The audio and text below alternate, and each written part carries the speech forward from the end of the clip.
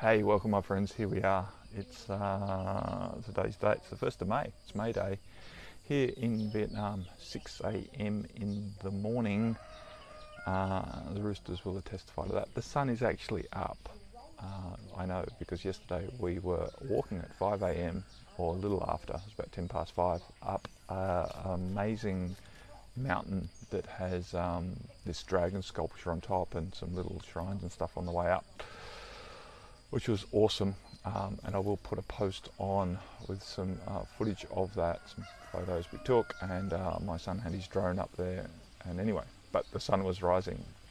The interesting thing about the sun in this part of the world anyway, is much like in India when I was there, it doesn't so much rise over the horizon as emerge through the atmosphere, through the mist, and what you could call fog or smog or whatever it is. The atmosphere is thick here, which I think is a combination of humanity, dust, and water vapor.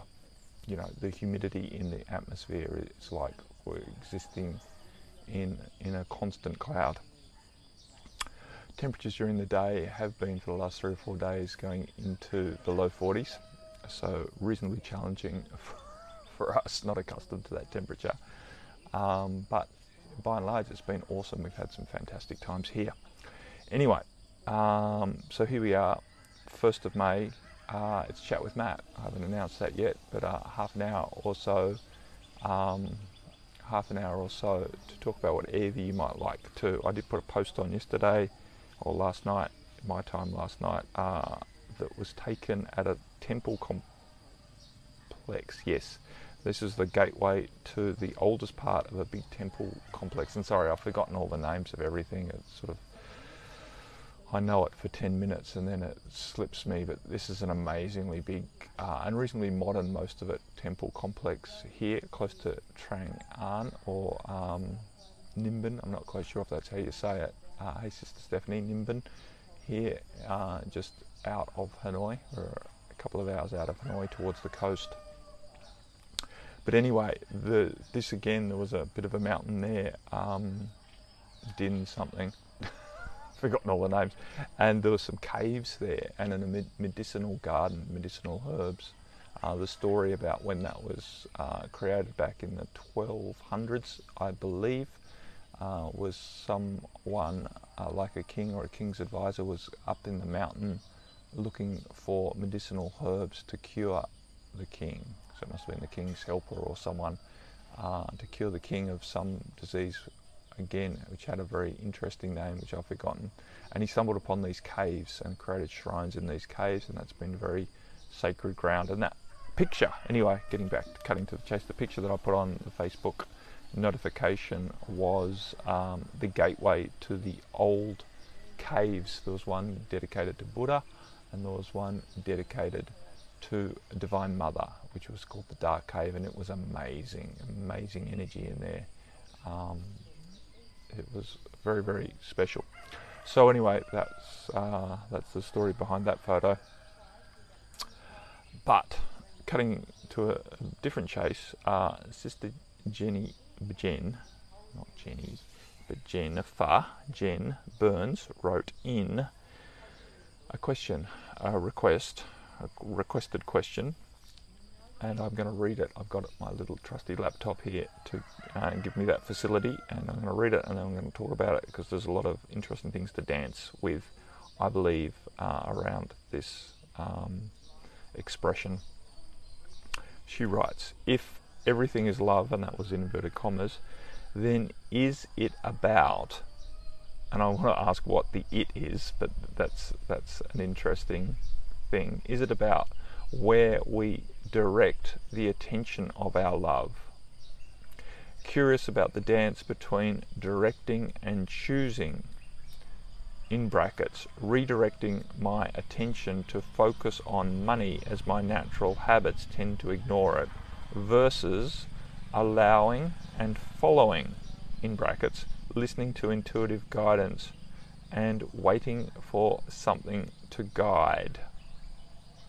Yeah, so this is a great question.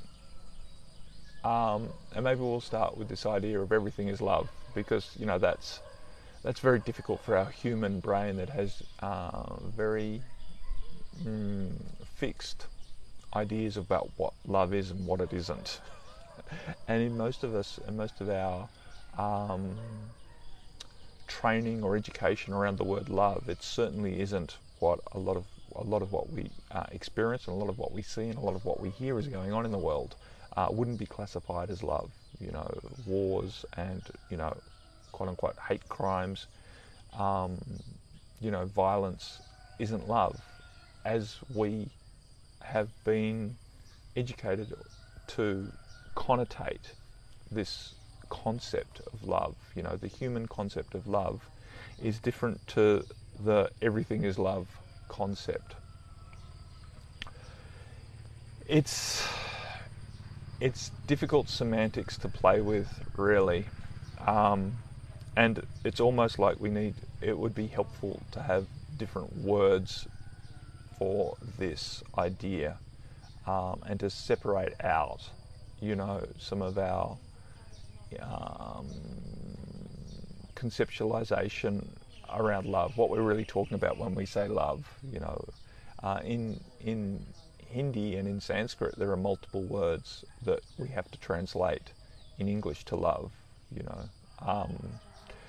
So, and I think it might be the same in other cultures as well, other older cultures, much the same way as in the Inuit language. And I'm only talking this from what I've been told, I don't know this directly, but in some of the Inuit languages anyway, they have many, or at least over 100 different words for what we call snow, right?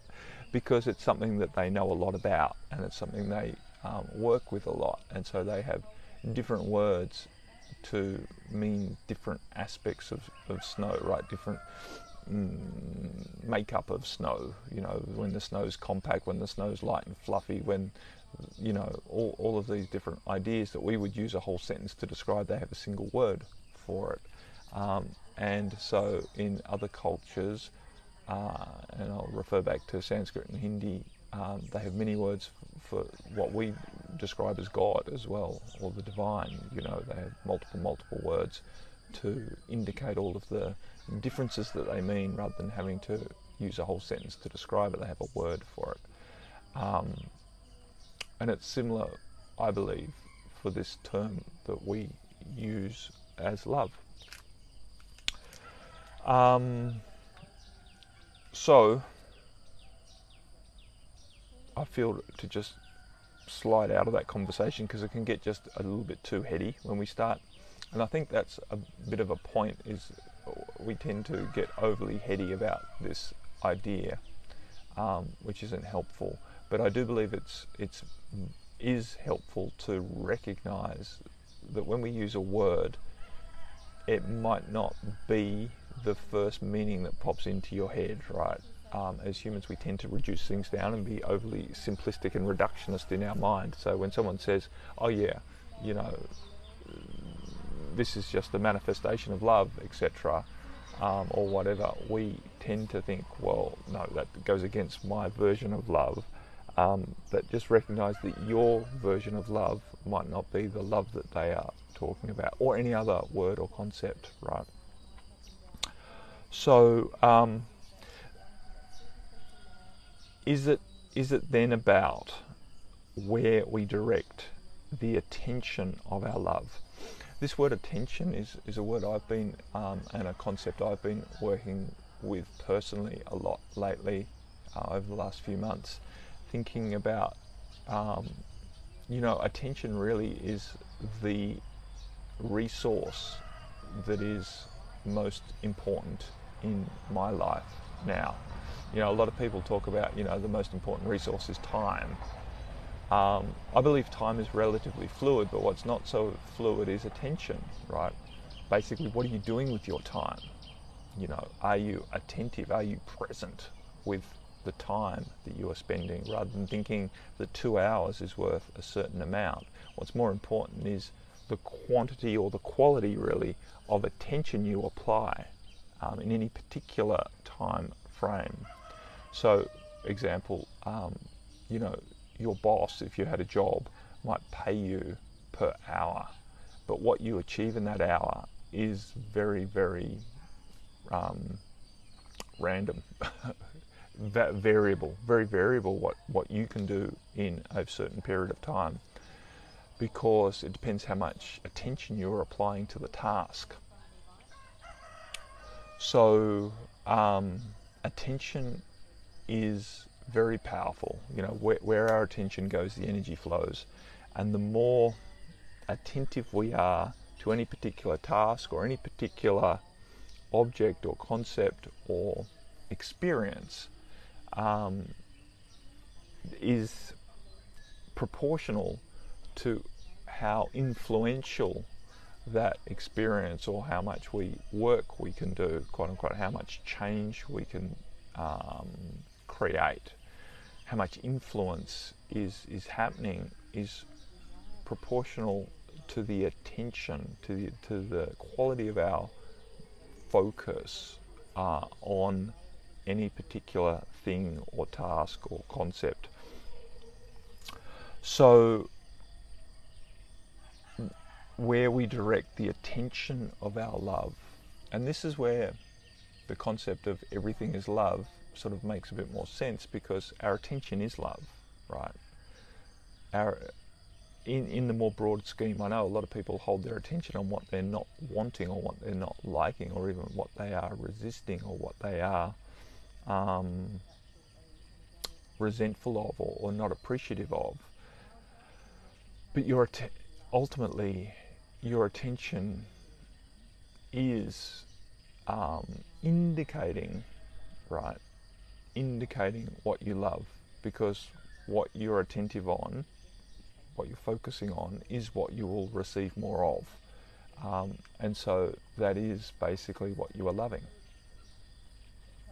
When we get beyond the little human self and its desires and aversions, and recognize that our soul is here to have experiences, and that experience is all happening in a field of this more expansive version of love, then we can be much more diligent. And see, the thing is, when we talk about being diligent, or what's the other word that we use a lot that people freak out about?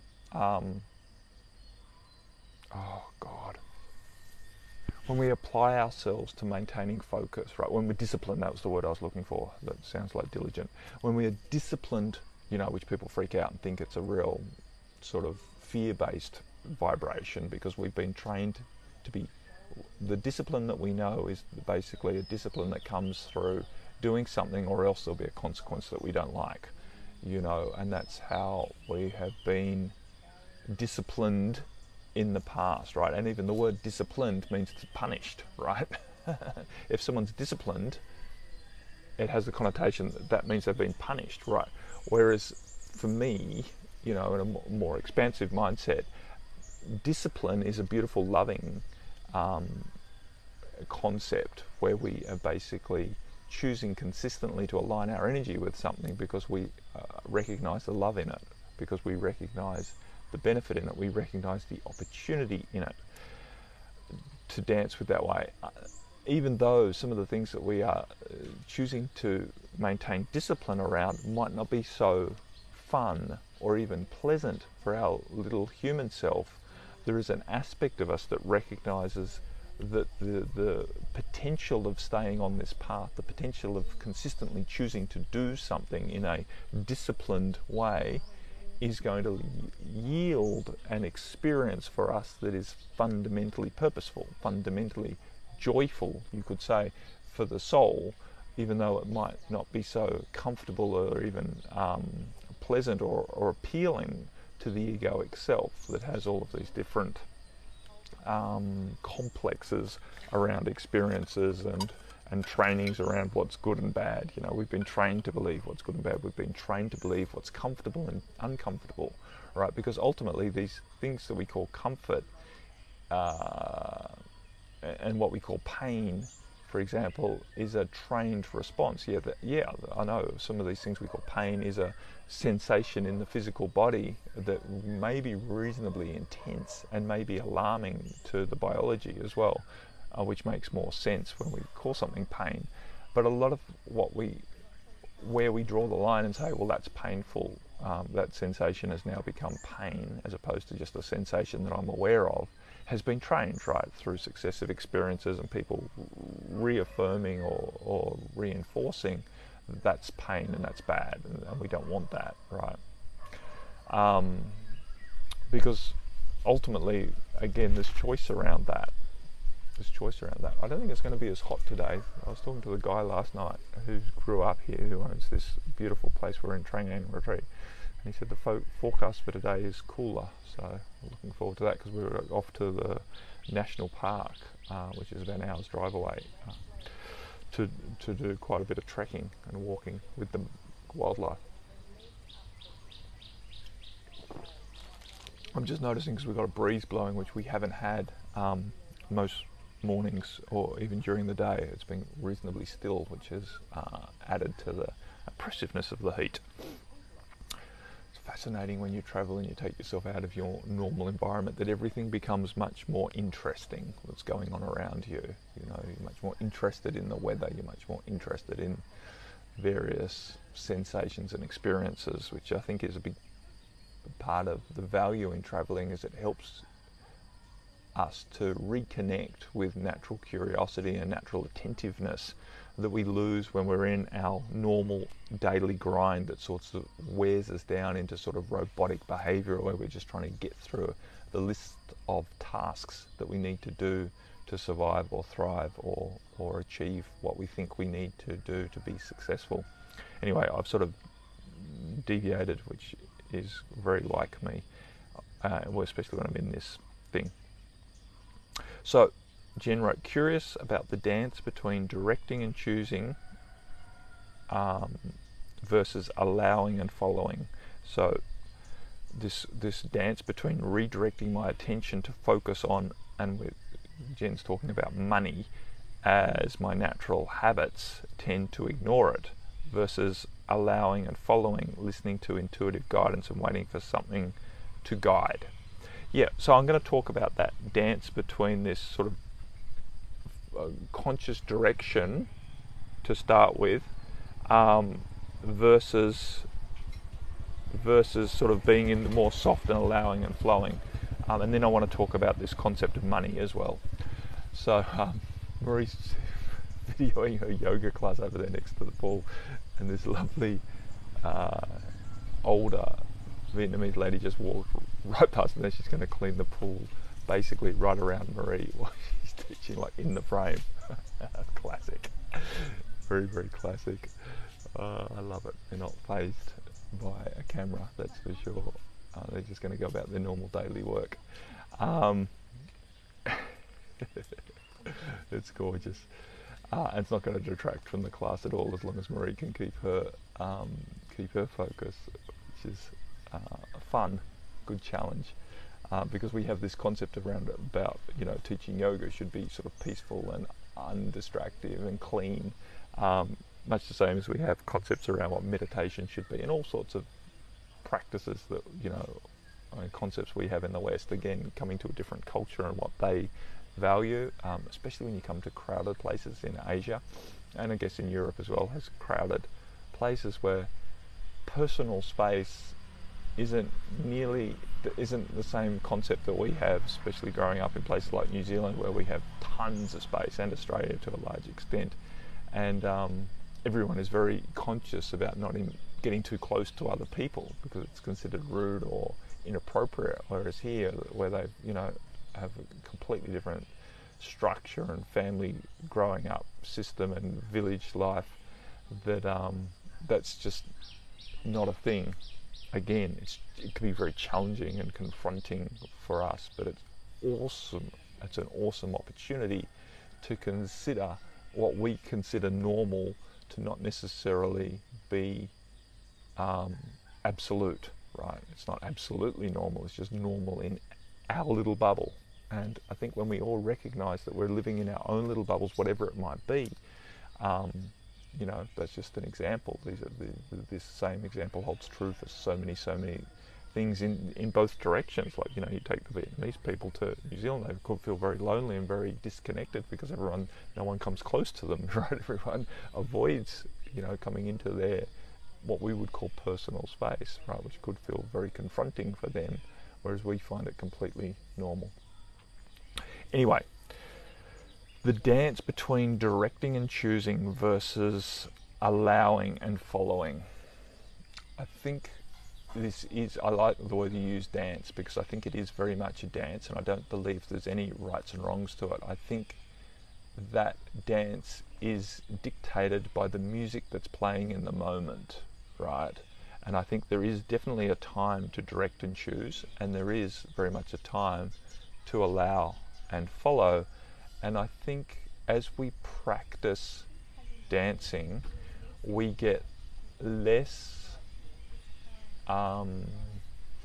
contracted around differentiating those two different practices or modes, right? We recognize that the dance is the dance, and the modes that we use to differentiate dancing in the end is just cerebral, and it doesn't really matter. It doesn't really matter, and the more that we relax into the flow of the music, the less we worry about, are we directing and choosing right now? Are we leading the dance, or are we following? And while, you know, those who dance recognize that there's a definite distinction between leading and following in partner dance, ultimately what's more important, are you in the dance, right? And whether you are playing the role of directing or playing the role of following, it doesn't really matter. It's, are you in the dance? And so when you can, and I know Jen's a dancer, right, and I'm not, but I recognise that concept, and I'm picking that she will understand that much better than even I understand it, but I'm being directed to use that languaging. But when you recognise that that's the important thing, and you don't really need to worry about whether you are directing or whether you are following, you can actually, you will have the successful outcome you're looking for, rather than to think that you're supposed to micromanage this process, and working out whether you should be choosing and directing right now, or whether you should be allowing and following. I think the more that you can tune into the music of life that's playing around you and just do what feels appropriate, you will have the outcome that you desire. What's most important in my opinion is when you recognize that it's your intention that's important.